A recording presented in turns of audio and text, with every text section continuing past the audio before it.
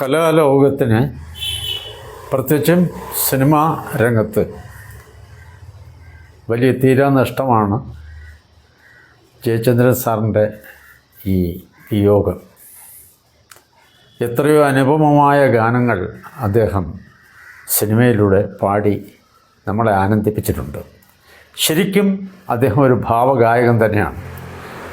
സാഹിത്യത്തിൻ്റെ ആ ഫീൽ അറിഞ്ഞ് പാടുന്നതിനുള്ള അപാരമായ കഴിവ് അദ്ദേഹത്തിനുണ്ടായിരുന്നു.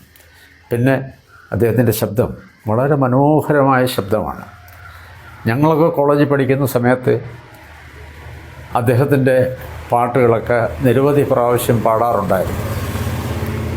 ഇന്നും അതേ ഗാനങ്ങൾ മനസ്സിൽ ഇപ്പോഴും ഓർമ്മയുണ്ടെന്ന് മാത്രമല്ല, അതിനെ ഞങ്ങൾ താലോലിക്കുന്നുണ്ട്.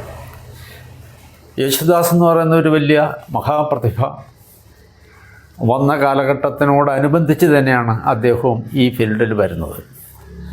അപ്പോൾ അത്രയും തന്നെ അദ്ദേഹത്തിനും ജനങ്ങളുടെ ഇടയിൽ സ്വാധീനം ചെലുത്താൻ ഈ മഹാഗായകന് കഴിഞ്ഞിട്ടുണ്ട്. അദ്ദേഹത്തിൻ്റെ അന്നത്തെ ആ പ്രശസ്തമായ പല പാട്ടുകളും, കരിമുകിൽ കാട്ടിലേ എന്ന് തുടങ്ങുന്ന ഒരു ഗാനം, ചന്ദനത്തിൽ കടഞ്ഞെടുത്തൊരു സുന്ദരീ ശില്പം,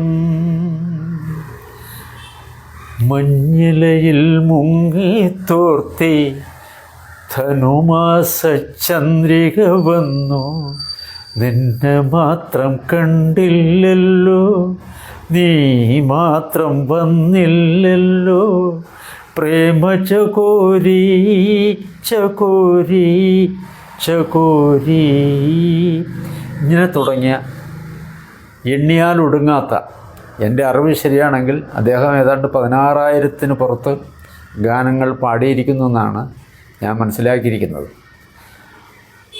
ഞങ്ങളൊക്കെ കോളേജിൽ പഠിക്കുമ്പോൾ ഗാനമേളയ്ക്കൊക്കെ പോകുമ്പോഴും അദ്ദേഹത്തിൻ്റെ പാട്ടുകൾ നിരവധി പ്രാവശ്യം പാടാറുണ്ട് വേദികളിൽ. പിന്നെ മാത്രമല്ല, ഈ അടുത്ത സമയത്ത് അദ്ദേഹം വളരെ ഒരു ആൽബത്തിലെ പാട്ടാണ് ഇത്രയും മനസ്സിനെ സ്വാധീനിക്കുന്ന ഒരു പാട്ട്. അത് ഒരു ആൽബത്തിന് വേണ്ടിയിട്ടാണ് അത് പാടിയിരിക്കുന്നതെങ്കിലും അതുപോലൊരു സിനിമാ പാട്ട് വന്നിട്ടില്ല എന്നുള്ളതാണ് ഏറ്റവും വലിയ ഒരു കാര്യം. അത്ര വളരെ മനോഹരമായ, എന്തുമാത്രം ഫീലിംഗ് ആണ് ആ പാട്ടിലൂടെ അദ്ദേഹം കൊടുത്തിരിക്കുന്നത്. അതിൻ്റെ ഓരോ ഭാവതലങ്ങളിലും അദ്ദേഹം അതിൽ ഈ എങ്ങനെയൊക്കെ ആ പാട്ട് ഹൃദ്യമാക്കാമോ, വെറും ഹൃദ്യത എന്ന് പറഞ്ഞാൽ പോരാ, ആ പാട്ടിൻ്റെ സ്വാരസ്യം മനസ്സിലാക്കി വളരെ പഠിക്കുന്നു. അത് പണ്ട് എല്ലാ വരികളും എനിക്ക് ഓർമ്മയില്ലെങ്കിൽ പോലും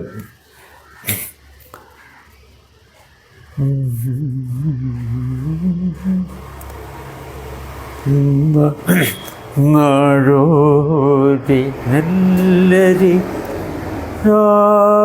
ാറുമായേറി സായന്തനം, കണ്ണീരുമങ്ങാതെ കോലായിരുന്നു ശോകരാമായണ പാരായണം. ഞാൻ വരികളത് പെട്ടെന്ന് ഓർക്കുന്നില്ല. അത്രയും വളരെ മനോഹരമായ ഗാനങ്ങൾ പാടിയ അദ്ദേഹത്തിൻ്റെ ഈ വേർപാട് പ്രത്യേകിച്ചും സംഗീത ലോകത്തിനും സിനിമാ രംഗത്തും കലാപ്രവർത്തനം നടത്തുന്ന, അല്ലെങ്കിൽ ഞങ്ങളും ചെറിയ ഗായകരെന്നുള്ള നിലയിൽ അദ്ദേഹത്തെ ആദരിക്കുകയും എക്കാലവും ഓർമ്മിക്കത്തക്ക വിധത്തിൽ അദ്ദേഹം നമുക്ക് തന്ന ആ ഗാനങ്ങൾ വളരെ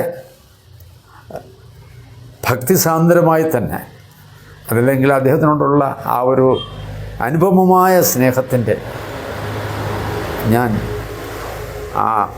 എൻ്റെ ദുഃഖം ഇതിനോട് കൂടി അറിയിക്കുന്നു. നന്ദി, നമസ്കാരം.